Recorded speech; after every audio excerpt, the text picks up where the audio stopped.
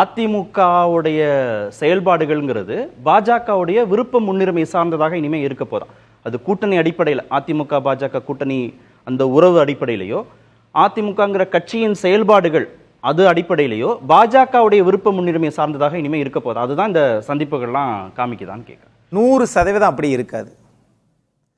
இனிமேலுக்கு பாஜக அதிமுகவை கபலீகரம் செய்ய முடியாது. செய்ய வேண்டிய இடத்தில் அவர்களும் இல்லை. ஏன் பேசுகிற போது நண்பர் ஸ்ரீராம் சொன்னார் பாத்தீங்களா, அதிமுகவிற்கு பாதகம் விளைவிக்காது.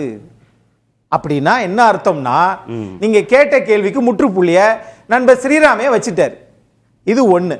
இன்னொரு விஷயம், இங்க நம்மளுடைய தனியார் சன்னனுடைய புலம்பெல்லாம் நீங்க கேட்டீங்கல்ல, நிறைய நேரம் கொடுத்தீங்க அவருக்கு, அதை ரசிச்சு வேற கேட்டீங்க.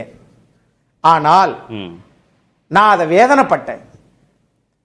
சார் ஆர்கே சார் சொன்னார் இல்லையா, அதாவது அவர் சொல்ல வேண்டியதை நான் சொல்லிட்டேன் அப்படின்னாரு. இப்ப நான் ஆர்கே சார் சொல்ல வேண்டியதை நான் சொல்லிடுறேன். அதெல்லாம் உங்களுக்கு நேரத்தை குறைச்சிடலாம்ல? குறைச்சுக்குங்க.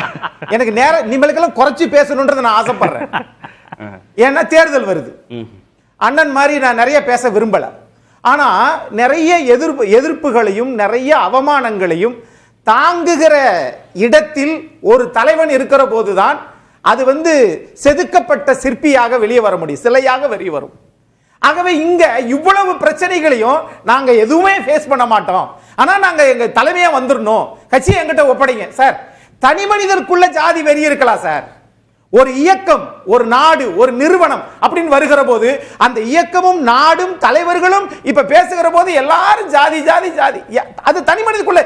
அதான் அனலா ஜப்பான் எரிமலையா எரிஞ்சுக்கிட்டு இருக்க. ஆனால் ஒரு இயக்கம், புரட்சி தலைவர் எம்ஜிஆர் அப்படியே நினைச்சாரு இல்லையே, செல்வி ஜெயலலிதா அப்படியே நினைச்சாங்க இல்லையே. 69% இடஒதுக்கீடு அவங்க அந்த இதுக்காக ஆதரவாக நினைச்சாங்க, செஞ்சாங்க. இந்திரா சகானி வழக்கு என்ன சொல்லுச்சு? 50% மேல நீங்க நிறைய கொடுக்க கூடாதுன்னு சொல்லிச்சு உச்சநீதிமன்ற தீர்ப்பு. நான் அதிகமா தான் கொடுப்பேன்னு சொல்லுச்சு, சொன்னாங்க தமிழ்நாடுல. ஆக அவ்வளவும் இருந்ததற்கு பிறகு என்ன நோக்கத்துல செஞ்சாங்க? அதனால் தான் அவர்கள் தலைவர்களாக இன்னும் நினைச்சுக்கிட்டு இருக்கிறோம்.